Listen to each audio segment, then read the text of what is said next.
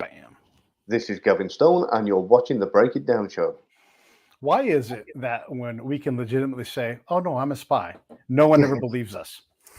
Ah, I've laughed at it so many times. I suppose it's because I think maybe people have just got an image in their head, and they see the Hollywood glamorized Mr. and Mrs. Smith, James Bond, Born Identity, and they think you've got to be perfect at everything. You've constantly got to be clean shaved. You've got to be drinking vodka martinis and racing cars, and just this epitome of perfection. If only they knew. If only they knew the truth. I mean, there's the job is cool though. Like when you're Yeah. in many cases, there's a lot of different kinds of spies, but a lot of the cases, like if you saw me doing my job and you realized it, because I can be a spy right in front of your face, doing shit that's really cool, and you wouldn't even know it. I always tell my friends, like, if you saw me working, you'd be like, Pete's not working right now. He's just hanging out, talking, drinking, you know? Exactly, and if they're thinking anything otherwise, then you're not doing your job properly. Yeah. We love the fact that So I mean, I used to train elicitation at one point, so I know all the skills when it comes to elicitation. So if the whole idea is to bring somebody into an unassuming conversation and extract information about them without them knowing about it, and that's it to the outside eye. It looks like beers on a chat. Here's a fun. Okay, that's me driving our Land Cruiser in Iraq. I am on my way to a source meet. That is exactly what I wore, right? And it looks like I'm dressed like a jackass, 30-something-year-old dude, but that's what I wore to work. Oh, and this is, I mean, even now, I've only just started to kind of change a little bit in the last few recent years, but the majority of my life, even when I wasn't at work, all my clothes, no VDMs, no logos, no. I got Armani jeans, and the first thing I did as soon as I got them home was pop the little badge off the back, and things like that. So anything with any kind of logo on it was a big no for me. Yeah. Yeah, and I guess it depends on where you're going and what you're trying to do, and you're trying to be. Sometimes you're trying to be the gray man. Sometimes you're trying to stand out. It kind of Hmm. depends. You had said a funny thing, and I definitely we were off talking off mic about this whole concept of like, hey, I'm a spy. No one believes you. Yeah. My girlfriend never believed that I was a spy. She always thought I was fooling around when I was there, and I'm like, I am too busy to fool around. Like you have to understand, like my day is so packed full of things. There is no time for me to fool around. No. My wife. I mean, I lost three relationships trying to do it the hard way. So I started off. I got into a relationship the once where I didn't tell her anything because I thought she's not going to believe me. So I just told her. I told her I worked in security.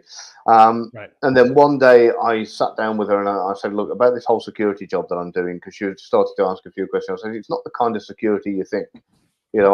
not, I'm not on the door at Walgreens kind of thing. It's more national." And I said, "So, anyway, when I revealed everything to her, she was like, 'Oh, so the whole relationship was a lie.'" I'm like, "Not the relationship, no, just a bit about my career." End of relationship. So then I thought, right, okay, I'm not making that mistake again. And I went out and I met the next one, and she said, "So what do you do?" I said, "I'm a spy." Yeah. And she couldn't get out the door quick enough. So I thought, right, it's gonna be like third time lucky. So when I met my wife, she said, "So what do you do?" I said, I take on temporary contracts, which is true. Working in like kind of security and sometimes for the government Yeah. with the military and that kind of thing. She's like, "Oh, okay, that sounds interesting." I'm like, it's Yeah. really not. Yeah, just to kind of be almost there but not quite. Right. We were talking earlier about elicitation, and there's Mhm. many ways of elicitation, but there's a pretty steep learning curve. And then there's a vertical wall where you think you've mastered something that you really don't know. It's kind of akin to a martial art where like I've got a green belt. Like yeah, you're adorable, but like us black belts, like you don't. I don't even try. It's very much like an aikido thing. Like whatever you give me, I can do something with. I'm going to get something. I don't have to get Yeah. the thing I want. Like, ooh, my front kick is powerful, but I don't care about the front kick because whatever's in this meeting, I'm going to be able to withdraw something. Oh yeah. That's I just need something. And Mhm. then my job is done. Like once I get that piece of gold, I've got gold. I don't need I don't even need gold, silver, a diamond, a ruby, whatever it Whatever is. you come And across, so, yeah. right. So elicitation becomes a lot easier once you can just relax and go, we're going to have a conversation. I'm going to extract something from you and you're just going to give it to me. I'm not going to even try to pull it out because my skills have reached the point where I'm calm. It's not about me. I'm not trying to trick you. I'm just going to, and this is Robin and I, we've talked about this a lot. I'm just Mhm. going to create trust with you so that you Yeah. know that I'm on your side. And then you're just going to tell me. Oh, I lost you there for a second, Pete. Are you still there? That's that technical glitch we were talking about earlier. Okay, so I don't know if anybody can hear Pete or if it's me or what's gone on, but it looks like there seems to be some kind of connection failure. So I'm going to see if I can get him back. All right, I'm back. Sorry. Oh, you're back. Um, Thank goodness for that. yeah, I'm back. Thank God. I was just Uh, about to call you. well, so what I'm trying to say is not everybody reaches this point because not everybody gets to stay in the job long enough that Yeah, you yeah. can relax. It's not your ego. It's not your mission. It's just the ability to say, "Hey, let's have this conversation." And me and the colonel and somebody else will all be in the same room having the same conversation, and I will come back with a much deeper understanding of things because my elicitation skills have reached a point where I'm doing less but getting so much more. My efficiency goes through the roof. That's what I have found. Now, but I want you to tell me because you know a lot about this as well. Well, I remember when I first started learning about the concept of elicitation, about making provocative statements instead of asking questions, and how the conversation should start off 50-50, and then it should 60-40, and then you should be saying less and they should be saying more, and you should be able to steer the conversation. And I remember the whole thing thinking, oh, and taking it all in, thinking all of the maths and the science behind it, thinking this is just going to, overthinking it. And then when I found, once I'd been out and kind of practiced it a little bit, everything changed. And I found out there's no need to ask questions to get somebody talking. I can just turn around and say, "Hey, Pete, I've been to, such and such a place," and you go, "Oh yeah, I've been there," or "Really, I've never wanted, I've always wanted to go there," or whatever the case may be. And so you don't need to kind of, and this, I mean, there's a whole bunch of techniques you can use. You can deliberately get something wrong so you get corrected. You can, there's tons and tons of things, without going too deep into it. And like you say, I think you get proficient at it by doing it, by going out and utilizing it in everyday life. And it's amazing. You just open doors up. And I find myself doing it if I go for a coffee, if I go for whatever, I'll talk to the barrister, and I'll say something, and the next thing you know, they're telling me their life story. Yeah. Yeah, there's one of the common rules of thumb I point out to people is just remove interrogatives. And just saying that, they often don't understand what I mean because no one ever says those kind of words. And I'm like, Yeah, just take the who, what, where, when, why, how out of your question, yeah, or just say, "Tell me more," or yeah. whatever it Simple is. as Give that. me an example. One of my Something like that. favorites, and I'm going to give all credit to Jim Pyle here, the former U.S. Army interrogator. Is just to go, really, Yeah. and that just opens it all up. Really, just one word, and yeah, it's that's just, I love that, because people, as soon as you kind of say, really, you've expressed an Mhm. interest, you want to know, you're telling them you want to know more, and they're more than happy to give it to you. One of the ones that I like is that. That's interesting. I'm not sure I understand completely. Can you tell me again in a different way? And then they're like, huh, because they're not sure if they didn't explain it or if I'm dumb. And so they just take Yeah. another running start at it. And sometimes they will explain it with even greater detail and they'll give you something that they held back. Oh But it's yeah, just such a yeah. great thing. It's so good. It's such a great expander of that knowledge. And now they're willing to expand again to make sure that you Mhm. get it. My mentor once told me, "If in doubt, act stupid." because Yeah. it really is, it's an invitation to say, look, I'm not daft. You need to put this in layman's terms for me. And like you just said, Mhm. people will go to extreme lengths to explain all the intricacies. So if there's anything you've missed or want more information on, they will definitely spell it out. Mhm. Yeah, And then absolutely. you can explore the parameters. Like, when does that Mhm, stop being true? Like, how big is that reality? And they'll go, oh, and then they'll tell you like how big that thing is. It's marvelous when you understand the area mhm, of a reality. Okay, I'm getting kind of obscure here. When you find your when you find your fact, your thing that you're interested in, you need to hollow out the area around it.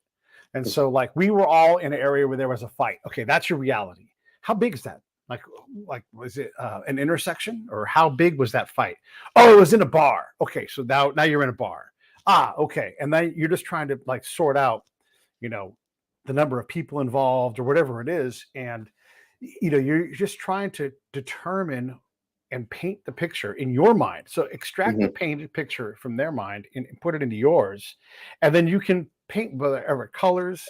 And then when I think you really get it, and this is Robin Dreek, there's other people, and I learned this from actors as well. What were the emotions? Because now you're Mm, painting in their reality, but how they were experiencing it in a way that matters, because you know that you're getting different points of view, but you're also now sensing it in a way that's more than just sights and smells. yeah, and going back to what you were saying there about painting the picture and filling in the gaps. Again, one of my favourites when it comes to these kind of provocative questions is just simply the starting of a sentence. I bet. Yeah, Mhm. I bet everybody in the bar was standing around watching while there was just two guys. And then you'll either get, Mhm. yeah, everybody was, or you get, no, half the bar were in it. Yeah. So you end up with more information. You haven't asked a question, you've made a Mhm. statement, Mhm. and and you've now led on to the next lot of information, and it's Mhm. brilliant. I love that little phrase. I bet. Mhm. Yeah. I've heard I've heard this. Yeah. And then you can say what you want. You can make something up. You can parrot something. You can parrot something with a twist. Hmm. Yeah, there's a lot of different techniques for that. You can also, this comes from the Vin Scully School of Broadcasting. You can just shut the fuck up and Yeah. let them let them keep talking. Yeah. The silent And question is a great one. I mean, I don't obviously turn your show into a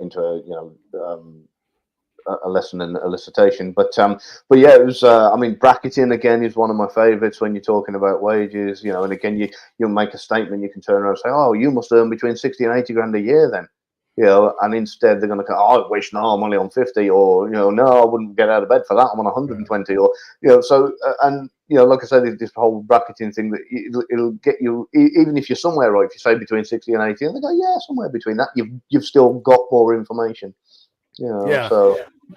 One of the things that we would study a lot in Afghanistan or Iraq was a connection to the government. And so you can Mhm, say to a farmer, where there really is no government, and, mhm. and and you're trying to convince the commander that there is no government. So you say, "Hey, what was the last thing the government did here for you?" And they're like, "Grr, get out of here. There's no government here." And you're like, "Yeah, but come on, like, we're out here trying. We're trying to do this. It's 10 years into this thing. Hasn't the government ever done anything?" And they're like, "Oh, let me think." Well, there was that one time, and then they'll come up with something. And you're like, how long ago was that? And they'll say, oh, I don't know, maybe like 2 or 3 seasons ago. Okay, good. So one thing 2 or 3 seasons ago. Anything else? I mean, I know there's no roads, but Mm. what if they put a road out here? Would that be the good thing? And so you're just trying to determine like what would the government be potentially, and you're just trying to like create this reality even. And it's really interesting because then they'll start to create a reality of what the government might be. So maybe the commander could then create that reality. Like, what's the least thing the government could do here? And you're like, Yeah, you know what? One thing the government could do, they keep drilling wells. And that's not what we want. What we want is if the government could do this. Well, how would that process start? How should that work? And then so you take this whole thing and you backwards plan out an yeah, operation. And then the next thing you know, like you try to concoct that thing with them to see if that's actually even possible. And so mhm, it doesn't seem like that's spy work, but in reality, you're trying to help the commander lose less and mhm. win more. in the Yeah. same operation.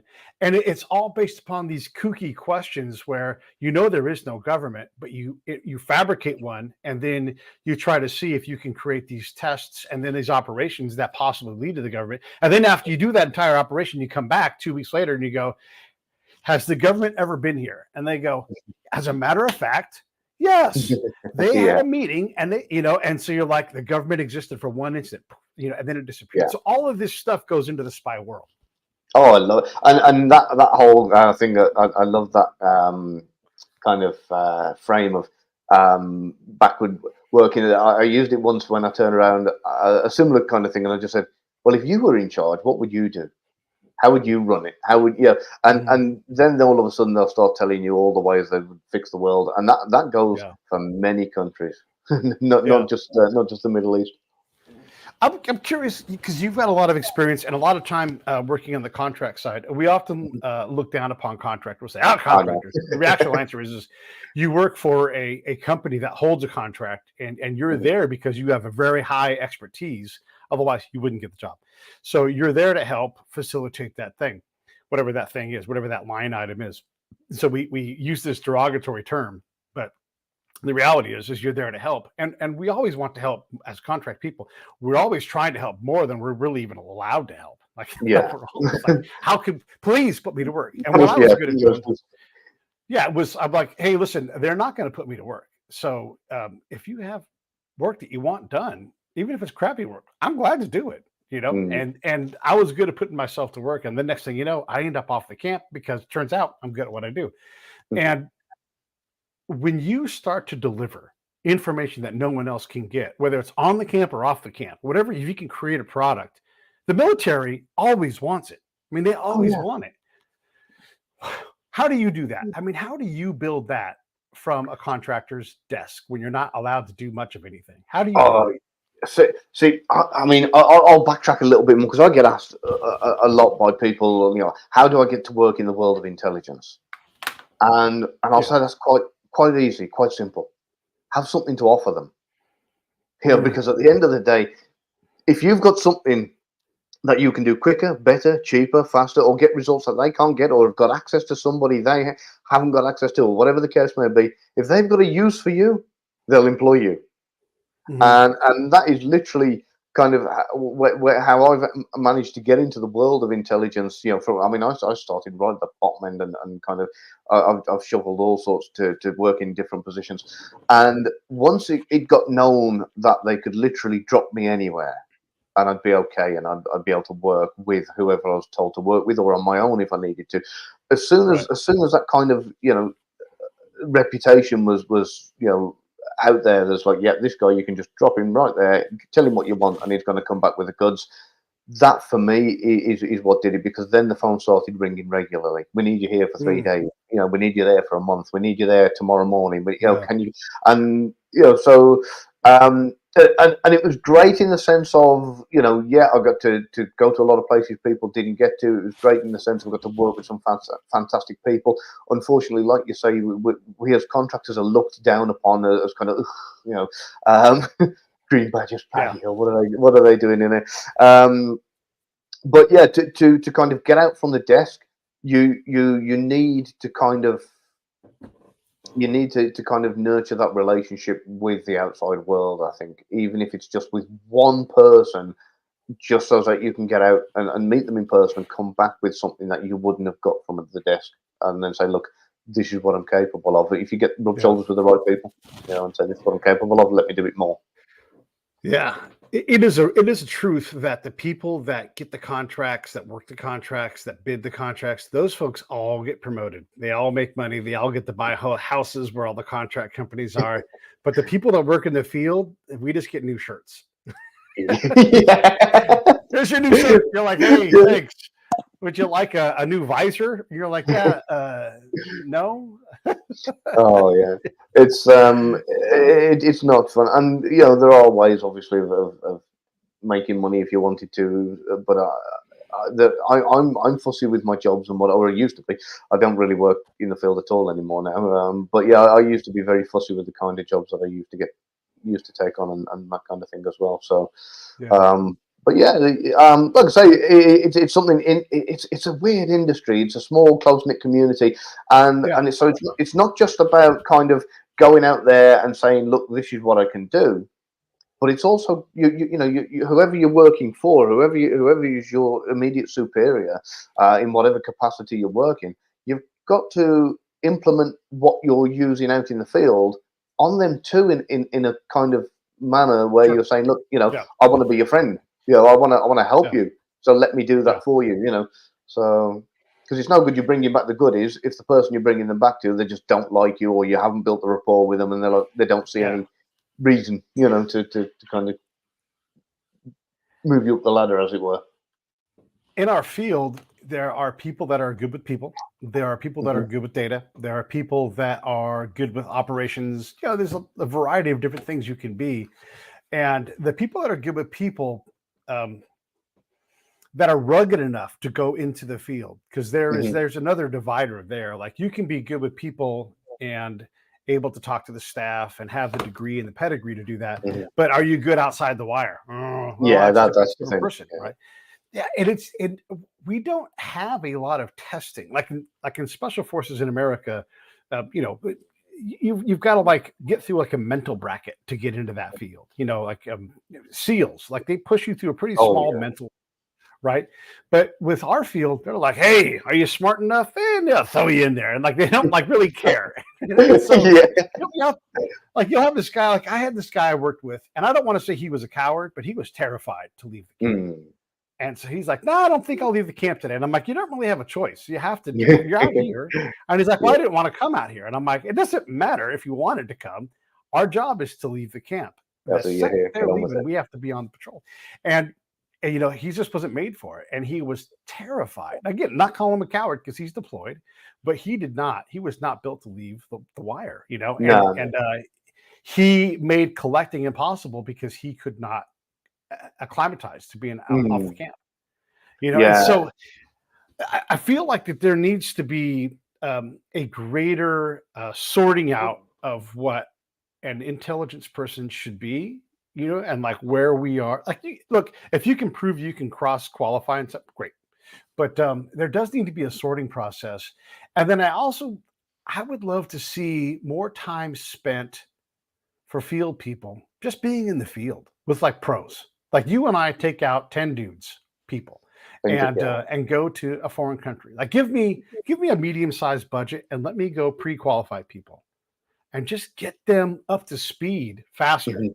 instead of just making all these dumb mistakes that are Yeah, trainable. because Like I can it's train people pretty fast. exactly because it's only costing long term. But let's face it, when it comes to the government, any government, and that's UK, USA, and the majority of Western governments around the world, they're not looking at costs the same way as we do, and they're very what I like to call penny wise and pound foolish. Yeah, They will, yeah, they'll do something to save a little bit of money now, but they're not looking at the bigger picture. And when it comes to this kind of roles, like you're on about, they'd rather send 20 people out, see who comes back, get rid of who's no good, and then kind of whoever's yeah, left, and just see who can cut it. Whereas, like you say, if you just put a bit of investment in them first, and so well yeah, let's make sure all 20 are good to go. yeah. Before we hit the road, that'd be a lot better. But that being said, that comes back to the man on the farm again, saying, what would you do if you were in charge? Yeah, yeah, yeah, yeah, yeah, yeah. Well, and that's the thing, right? Like, so you have these young kids that come out, and they just haven't got any idea, and none of them are qualified, but they're just out there, and then they leave 8 months, a year later, and then new young kids come out, and so you just create a bunch of insanity on the ground Mm. because nothing is working, and you just kick around a bunch of dust. There's no junior new collector that's going to meet the right people reliably. No, Like no, it's just not going to happen. What proper collector is ever going to meet that person? And that no. person is never going to go like, "Oh, great, a young 22-year-old army guy. Oh yeah, I'd love to meet that guy." Like not and if they do, they're doing it to exploit them. Like I always Exactly. ask young Yeah. collectors, "Who's running who?" Well, I'm always running them. You Okay. sure? So you think. Yeah, and of course, I mean, like, I I'm probably just as guilty. I mean, I remember when I was a lot younger. Yeah, we I all are. built my. I've been through all these different scenarios where I've worked in different bits and pieces and worked my way up. And I remember, getting the first few intelligence-related assignments, and the first few kind of covert surveillance kind of things. And I got to follow somebody, or I got to do this, or I got to do that. And I was like, wow, this is cool. And then one of the very first intelligence assignments that I was ever, like a solo thing that I was ever given, that was when everything kind of come crashing down for me. Mm. And the reason being, I was still very much in the frame of mind of like a Hollywood kind of setup. And when you see these movies and they've got like a big massive screen in a cavernous hall, all these people at computers, and somebody going, "This is the man we're looking for," and they're giving you a slideshow, and this is the island he's living on, and this is what he's doing, and we want you to go out there and do. And then they give you a mission, and then all of a sudden phones start ringing, and people start passing you files and start asking you what you want, and it's in reality. I remember being sat in the office, and my assignment was given to me in one sentence: find out how Russia are getting railgun information out of Korea. Right. Okay. And I sat there and I waited for the files to start being passed to me, and the slideshow and the phones to start ringing, and and instead what I got was, "What are you still doing here? Yeah. You're taking up space. Off you go. You've been given your job. Go do it." Yeah. So yeah, it was very, very different in reality to what the movies show you. As with Yeah. many things, The, and as, yeah. don't even get me started on report writing. Oh my God. Yeah. Well, what folks at home have to understand is when you show up somewhere, they'll give you a list of information requests. They'll categorize them into different categories, but it's stuff that you think of in a conference room, and they're all great questions. But they're questions that are Yeah. obvious. It's like, who is going to attack? When will they attack? What kind of attack will they use? Who was running illegal black markets? That's a good one. Yeah, write that down. Write that down several different ways. Why are they running black markets? Yeah, that's right. So they'll use all the interrogatives with all the bad things, and so once you become a seasoned collector, you don't need that list of questions. And quite frankly, and I know you're going to love this, Gavin. And I always say this, like, all these people want to know the obvious things. And the worst way to find out where all the bombs are is to come in like a Nazi and go, "Where are the bombs?" It's like, Yeah. you will never find the bombs that way. No, no. Normally, I do a German, "Wo ist the bombs?" That's the normal how I say it, 'cause I do the German thing. That's not how you find that out. How you find that out is by never asking that question. And Yeah. to find out the railgun information is to never, ever, ever ask that question. And it's to meet people and build trust, Yeah. and to meet and to be introduced to someone who introduces you to someone to introduce you to someone, and you're solving problems, and it's never about you. Like that's how Robin and I do it, at least. Yeah, yeah. How do you do it? Like, if you want to figure, literally, if you're like, I don't know how to find the railgun guy, he doesn't have a hat, he doesn't have a storefront, you have no idea if that person even exists. You're asking me to find a guy who might make a needle in a haystack where there's no hay in this country, as far as I know. Like it's not even possible. So how does one go about doing that? So, I mean, for me, I did it, obviously working in intelligence, and some of the assignments I'd had where I had to recruit people. I just reverse engineered it. I thought, right, if I wanted to get railgun information out of Korea, how would I do it? So what I did was I looked and I went, okay, first thing I'd do is I'd find myself a railgun expert. Now, believe it or not, there's surprisingly few. And it's not like they're churning them out of colleges left, right, and centre. It's a specialist thing that so there's very few names. And the beauty of it is these same people also work in other fields, and therefore they end up producing articles for science magazines and all sorts of different things. So what I did is I made myself a list of potentials, and I went through the list and I looked at what they'd done, the work they'd done, who they've been working with, blah blah blah, and I came across one. And lo and behold, he co-wrote an article in an online science thing, or like a journal or something. And I thought, okay, who was the co-writer? And the co-writer was a Russian who I then checked had got ties to the Russian embassy. And I was like, okay. That was easy. And then obviously with a few checks and a few confirmations and whatever else, Robert, your mother's brother, had got the information that I needed, got it all confirmed, and wrote the report and took it back. So, There you go. so that was how I did it. Just like I say, reverse engineered what I would do if I wanted to get that information for myself. But like you say, the where are the bombs? Robin and I have said this many times. When people have said define spying, I've said simply making friends. Making friends. Yeah. Yeah. Yeah. And then if I was to come in and do the same thing, I might go out and create a very similar machine. And maybe I go, you know what I want to find are people that whatever, like work in the magnetic acceleration field. And Mm. so I take people who build roller coaster rides because they use a similar technology, railgun people, and I build an association and I throw parties. And the next thing you know, you and I meet each other. We don't know that we're working in the same industry, but we're all at the same event because I gather these people. And because I'm looking at a slightly different portion of the problem. And then, Yeah. all of a sudden it's like, oh, and we're meeting all of these people because there's several different ways, and so that's sort of how these things work. And that's the strategic part of it, right? You go with the Yeah. tactical side, it's a different thing altogether. Yeah. And of course, there's no wrong or right. It's whatever works and whatever gets you the information. Parties Right. have been done several times because they do work. Embassy parties, science fairs, all these kind of things. It's we got a question. Sorry, my bad. Yeah. Yeah. What Go was ahead. Yeah. Read it out. it? How do you know if you're running the source or when the source is running you? Oh, that's quite simple. Usually, it's the case of the source will come back and say, "I've got some information for you," instead of you turning around and say, "I want you to find out this." Yeah. I've really, really simplified that. Obviously, you can never 100% tell, but Yeah. usually it's a case of getting information that you want rather than having information that's been given to you.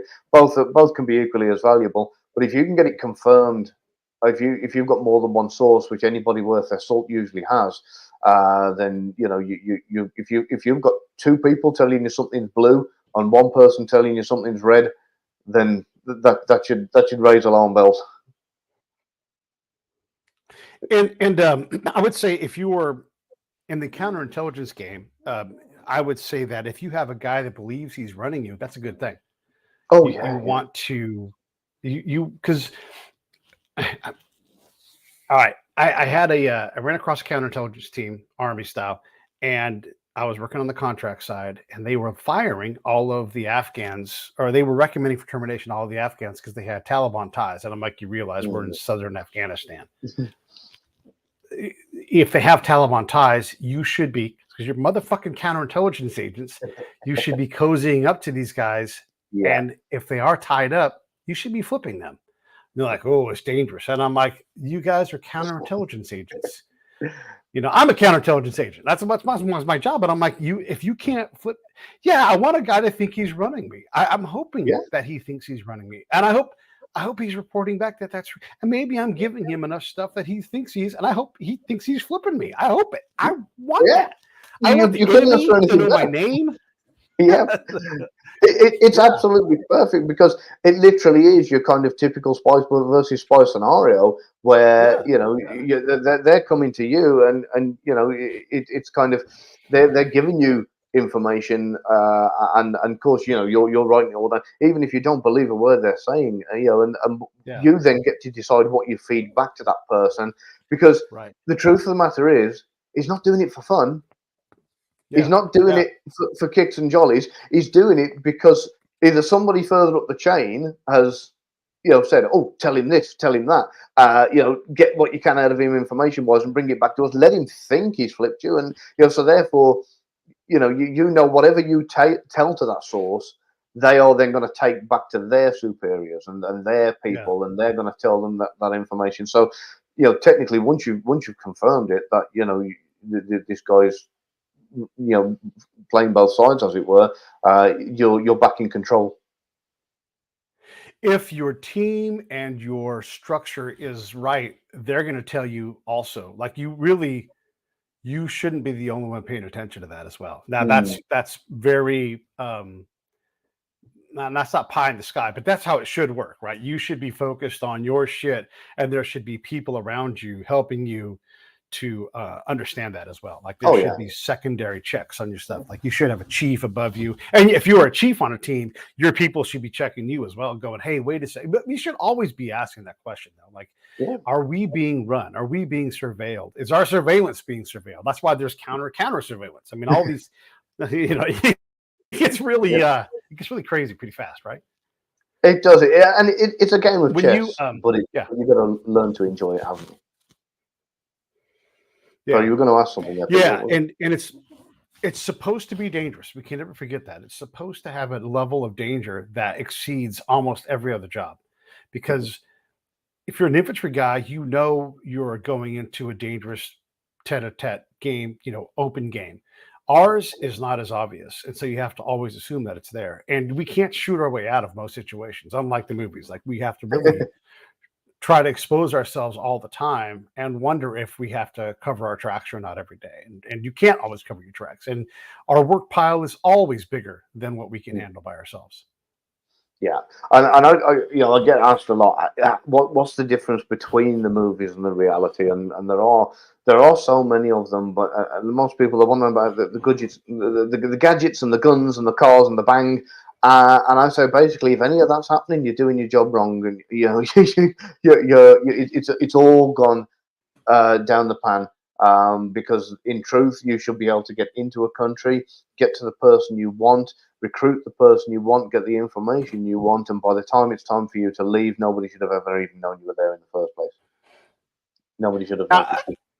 I'm gonna take you in a different direction from that because of Hmm. what I did and my access to the ground. One of the things I figured out is that I was the placement on the access.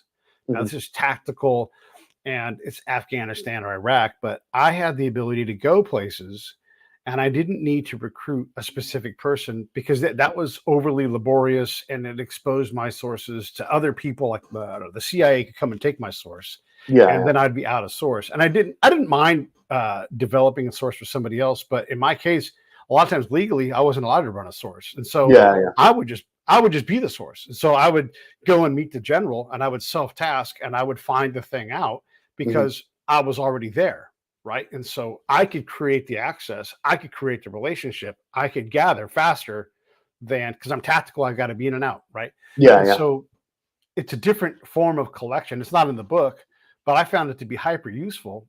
I could then network in and move around the battlefield through networking way faster than someone who was bound to a traditional source handler relationship Yeah. network.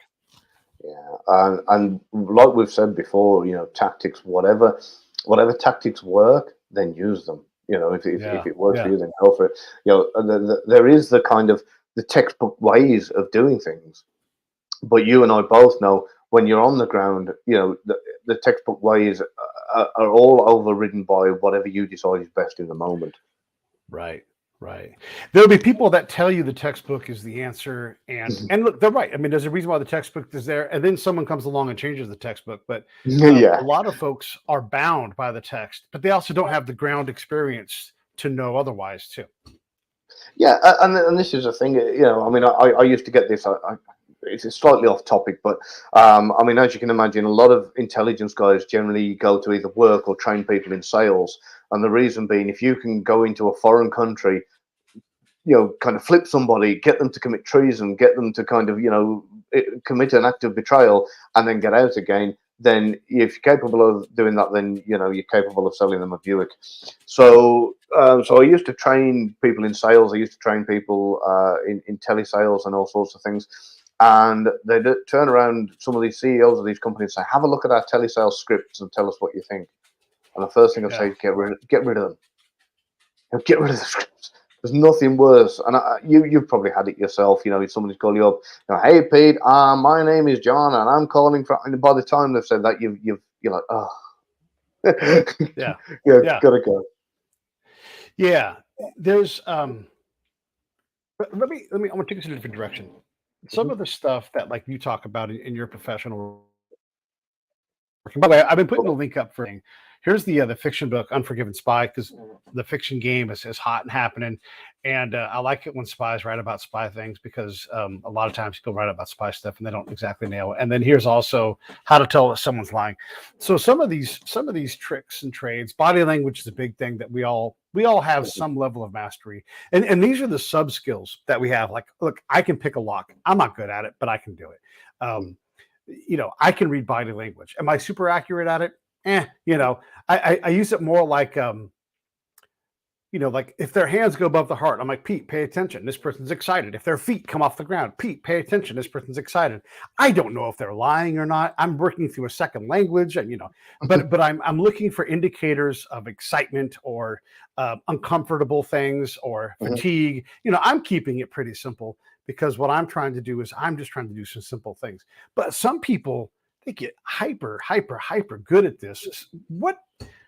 How much faith do you put in someone's ability to read language? Like, there are some people that are legitimate out and out experts. Joe Navarro, for example, is fantastic at it, right? Like, he's a recognized expert, but he's got decades in this, right? So when does someone get good at it? I mean, there are so many people that declare that they're experts, and they look at a picture like of a celebrity on a red carpet, and I'm like, you know shit from that. Like, it's a picture, right? Yeah. What do you think? I mean, the likes of Joe Navarro. I mean, he's at top of the peak when it comes to all the body language experts. And like you say, he's been doing it for so many years, and he's absolutely brilliant at it. And there are some really great experts out there who do know their stuff. There are a lot of people out there, like you say, they've read a book and they go, "Oh, I'm good at this," or the people who are just, they think they're good at body language. They just think, "Oh, I can tell by his body language." You say, "Well, what could you tell? What were you seeing?" And they go, I don't know, just the way he was standing." "Well, how was he standing?" I don't really know. So when it comes to body language, a lot of people think they're good, or they've read a book and they think they're good, or whatever. But when you actually ask them to break it down, what do you see? That's when they really, really struggle, and that's when they start to realize, okay, actually, I might not be as good as I thought I was. As for these people who look at a picture, looking at a picture is like giving somebody a word from a sentence in a book and saying, "What's the book about?" A picture is a frozen moment in time. Less than a fraction of a second. And here's a little something for you. I had to get some compromat once, and I had a woman in a bar talking to a particular gentleman, and all she did was lean in, and she leaned past him, and if you can imagine, the two of them were like this, and she leaned until she was like that, and it looked like she was kissing him. She wasn't. She was actually about a foot away. His face and her face were about a foot away, but because they were passing the way they were, it looked like an intimate kiss. It was obviously planned. The photograph was taken, and it was job done. Now, if I'd have showed that to any of these so-called body language gurus in the world and said, "What's going on there?" They say, "Oh, that's a passionate kiss." You can't tell. You've got no idea what's happening in a photograph. Unless it's a photograph which is a deliberate pose, and even then you have to be careful. It's very difficult to tell from a photograph. So it's movements that mean everything. It's the motions that mean everything. That's why when I wrote my book, I deliberately didn't use photographs in it, because if you do, people are looking for that. And they're waiting for you to do that. And what you're not doing is that. What you're doing is you're going, it's there and it's gone. It's a fleeting moment. Yeah. And the other thing, like, for one, I'm not interrogating people, right? In my case, I'm having a conversation. And so if something triggers in my brain, and I've got the luxury of working through an interpreter most of the time. And so there's a pace where I can sit back and I can read the room, for example, and I might read something from over here from this person. And so I'm going to go, "Oh, there's a test I need to take." So I've determined that there is some kind of, I don't know, lack of comfort, let's say.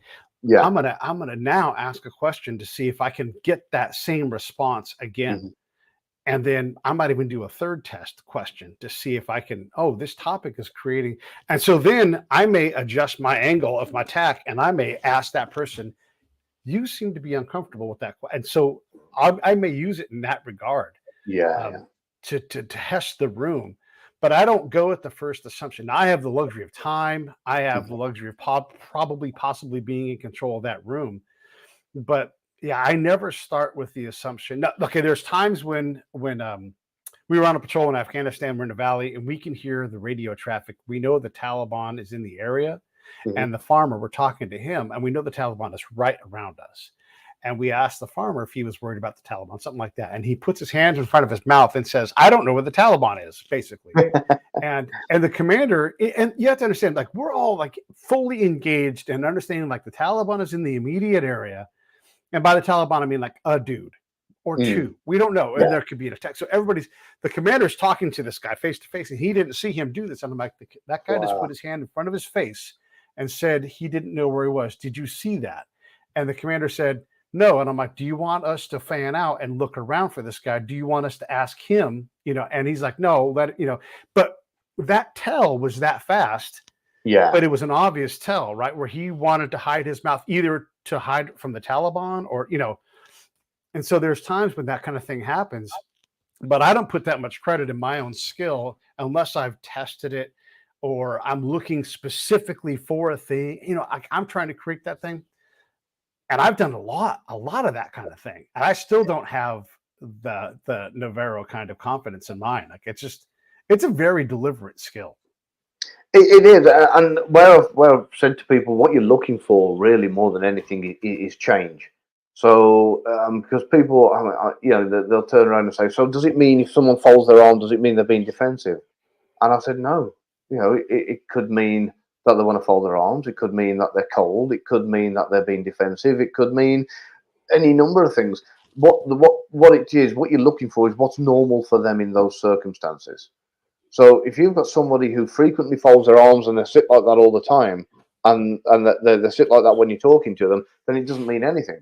But if you've got somebody who never folds their arms, and Yeah. you say, "Hey, you see my wallet," and then all of a sudden they go, "No," that's when you then turn around and go, he doesn't normally fold his arms, yet he did when I asked him that. Why the change? And that's the word you're looking for, is change. Like your guy in the field, he's standing Yeah. there talking to you, and then you said, "Where are the Taliban?" He goes, "I don't know where the Taliban are." That's the change that's why it stood out, because it was different from his baseline. Right. His baseline, Right. had altered. Yeah. How can regular folks use elicitation and just paying attention to whatever the communication that's going on around them? How can they use that in their day-to-day lives, you think? Like, what can they gather from all this blather that we've been throwing at them for the last 45 minutes? Oh, well, I mean, I use elicitation for all sorts of things, and it could be, obviously information, when it comes down to it, is valuable if you're getting the right information. So, for example, if you were, I don't know, negotiating on a used car, you could start speaking to people and finding out information about that car, especially used car salesmen. And you can just use the guys. "Oh, I bet loads of people end up paying full price," and then all of a sudden just listen for him to what he said. "No, this one guy did this, and this one guy," and then all of a sudden he'll start telling you the ways to get discount.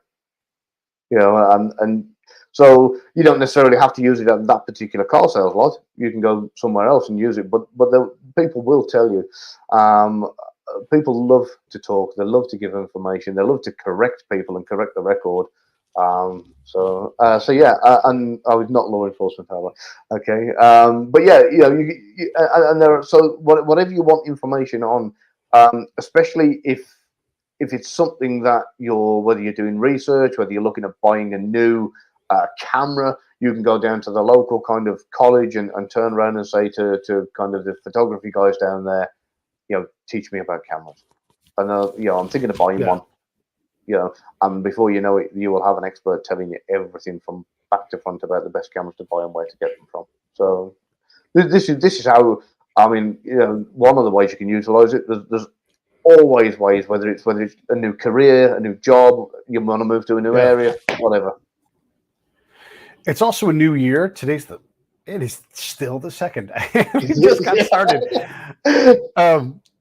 One of the things that I always try to remind myself is that one of the skills that we have is networking. Look, if you choose to be a human collector, you are going to have to be a networker at some point, right? Yeah. And I'm amazed at the amount of people I know through my podcast and all the people that I've met. Like Mm. you and I both know Eric Hunley. How many people does Eric Hunley know? Oh my God, how many Oh, people do I know? countless. It's amazing what we can network into. So how do people?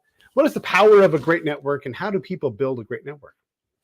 So I'll give you a perfect example of somebody I knew who I'm not going to say the name of the company, but it was a helicopter company, and he wanted a job there, and he said I've been online, they've got different jobs and whatever. I said don't waste your time. I said because you're going in at the same level as everybody else. You're going to send in your resume, you're going to fill in the application form, you're going to get the interview and whatever else.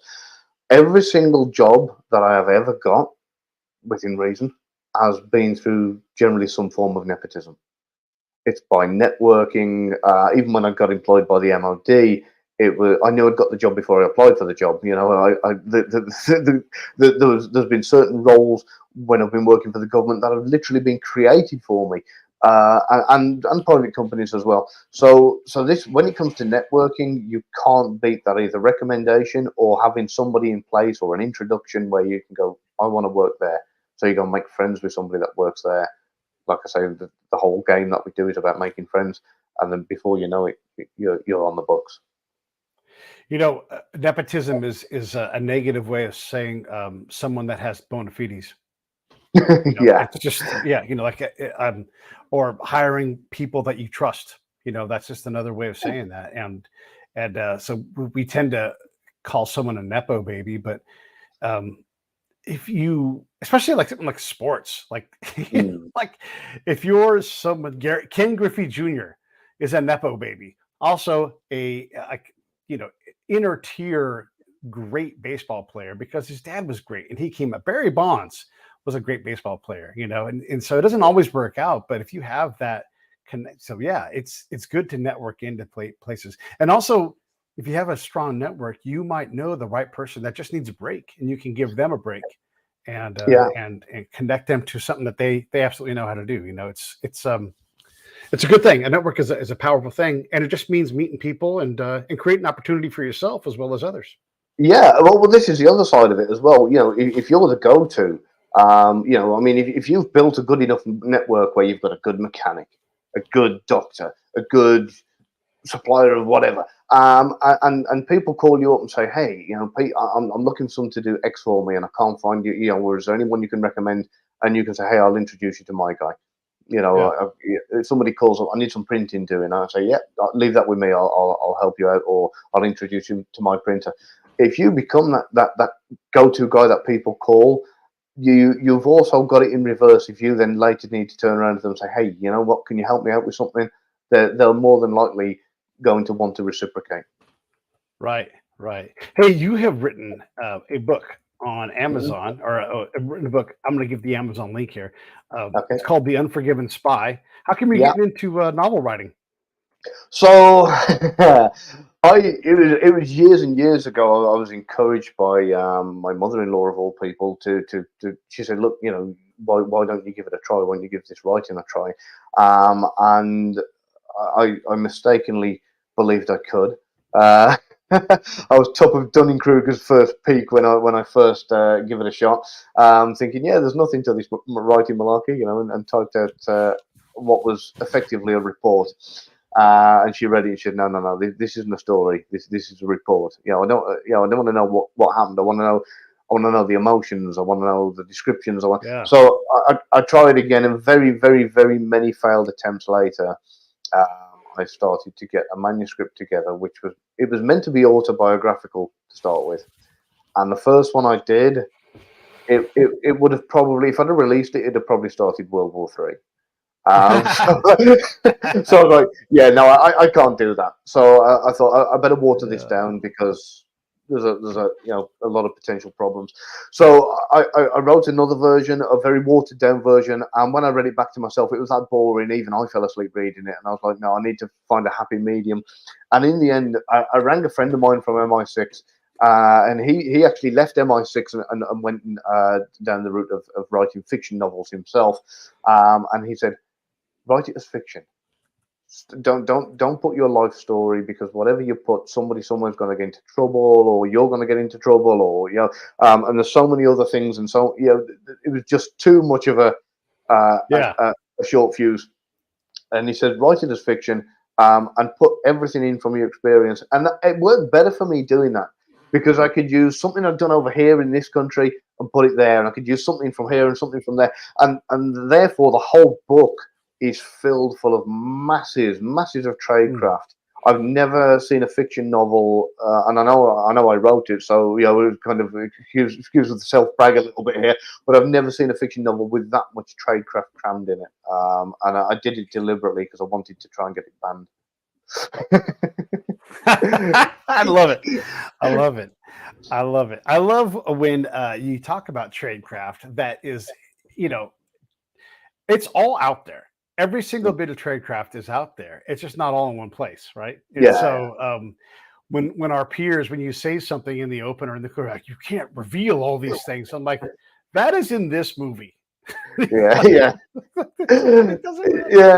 and I think they forget that when these things come on, on the TV, these movies come out and they're in fiction. I think they don't think that's like a revelation of tradecraft because it was in a movie and it's fiction. So Right. and I've had a few friends from Langley have turned around and they've gone through the pre-publication review, and they've all said to me, if you try and write memoirs or if you try and write non-fiction, it's strict, right? But if you put fiction, they're a lot more kind of carry on, do what you want, within Right. reason, apart from, I think Jack Carr had a bit of a hard time with it, but other than that, the majority of people who I know have worked at Langley, they've when it comes to writing fiction, they've been given a bit more of a hall pass than writing. Yeah. And Anything. thanks to Tom Clancy for fighting that fight for us. He's like, that's all in Jane's, it's like, a great movie for tradecraft is Mr. Brooks. And you think, like, what movie even is that? Like, oh, well, it's that movie with Dane Cook when he's a serial killer, and Kevin Costner is Kevin Costner is a serial killer. Dane Cook is his protege, and they do vehicle meets, they do comms plans, they do all this stuff in there. And so if you watch that movie, and if you know anything about Mad Minutes and all these things that are classified, like, there it all is right there. It's tons of tradecraft in that movie. It's a great source operations handbook, that thing. It's awesome. I don't even think I've ever seen it, but it sounds like it should be on the mandatory viewing list, for the but no, I mean, when I wrote my book, I actually did it in a deliberate way where the tradecraft is actually in sections. So as you're reading the story, there will be like a paragraph break, and in italics it'll say tradecraft, and this is why we do it, how we do it, why it's not done another way, blah blah blah blah blah, and then it'll carry on with the story. And I've done it so that your seasoned kind of spy-fi readers can read past that, so they can get to the tradecraft and go, I know this, or especially if they're used to working in the field, and they can skip past it and just carry on with the story. For those, and I've been guilty of it. I've read books that are not my usual genre, and I've got no idea till I get to the end what a BPCDM is or something like that. I'm like, what? And then I find out at the end what it is, and I go, oh, okay, now the whole book makes sense. So anybody new to the spy fiction genre can read it and instantly, without going back to a glossary, know what they're looking at. Or the third way, you can actually use it as a field manual if you if you want to. Yeah. That's fantastic. Have you watched any movies lately that have good fieldcraft in it, or tradecraft? Not lately, or tradecraft that bug you. Oh yeah, loads of it. I mean, obviously, I say that, and I tend to find it's generally more the military guys that get bugged by this kind of thing. They'll look at it and go, oh no, yeah, he's got his finger on the trigger, he's got no trigger discipline, and and of course, these are the same guys who will then go and watch Star Trek Voyager or something, and which is filled full of aliens and spaceships and whatever else. And you can say, well, look, hang on a minute. If you can suspend your beliefs for entertainment purposes and watch Star Trek or a horror movie with ghosts or whatever the case may be, then you can do it when you're watching a military movie. But because it's their genre, they do like to beat their chest, as it were. So I don't get bugged the same way most military guys do, but I Yeah. do see things in movies and I go, oh no, that you wouldn't, like you get Tom Cruise will come out and he'll whip off a disguise out of the building he's just come from, he'll roll it all up and he'll throw it in the trash can right next to the exit he's just come from, and then look up at the camera and walk off, and you go, oh, Yeah. please, Yeah. somebody, Oh my God. Yeah. uh, Oh yeah. Or you don't see like, I mean, look, when you do surveillance, like there are 30 cars, and this is not a big surveillance. There are 30 cars. There are tons of people. Everybody's fucking drenched in sweat. You're exhausted. You know, I mean, oh my God, if you're changing clothes, you're diving into a van, you're like, I need a jacket. And you're like, oh, okay, let me back out. And then you're back. It's like, it's a fucking shit show. It's a really show. It's so crazy.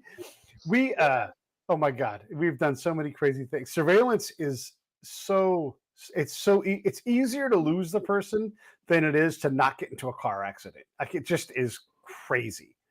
You know, it's just crazy. Anything else? Yeah.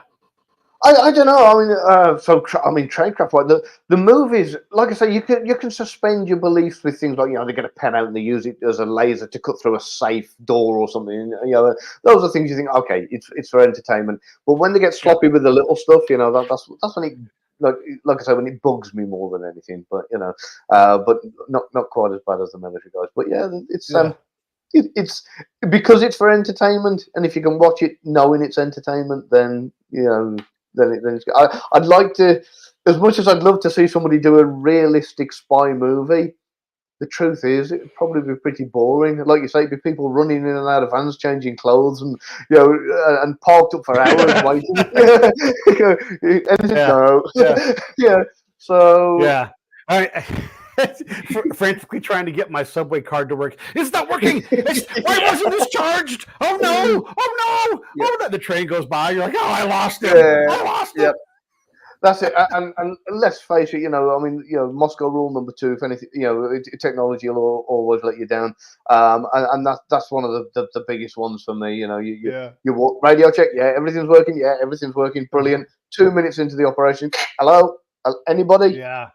Oh my God. We had a thing where we were trying to use phones as backup comm, and they're like, "How come everybody doesn't have iPhones?" Like, it was like the people who didn't have iPhones. It was like our fault. Like, it's our fault that your phones can't communicate with our phones. Our phones all work.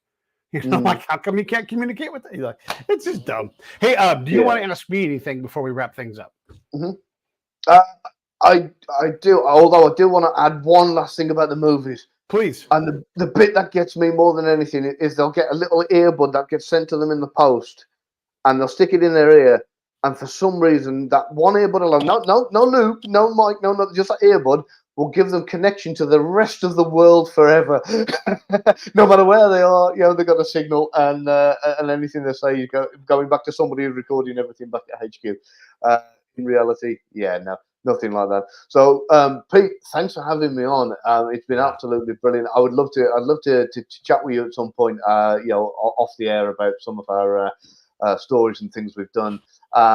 Also, would you come onto my YouTube channel at some point as well? I get a lot of guys from the IC come on. Brilliant. Anytime. Quick plug for that. It's at Author Gavin, I believe, or at Gavin Stone Author on YouTube. Come on over and see some of the guys from the IC.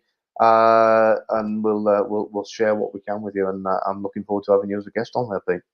Yeah, I would love to. Let me put that on here. And then the other thing I would say is that little thing that goes in your ear. After a while, the little nubbin that allows you to pull it easily out of your ear, that thing will fall off. And then and it gets terrifying. And then you think that it's not going to come out. Oh my God, it's so crazy. It is so crazy. All right, let me run the final credits here, and I'll come back. Okay. Hey, thanks for watching the show. I really appreciate it. Right here, you can subscribe. Please do that. It makes the show grow. Hit that notification bell so you know which incredible guest is coming up next. Down below is the PayPal link. You can put a small subscription in. That is an enormous help. All that money goes right back into the show. And then right up over here are the next episodes you should listen to, curated by yours truly.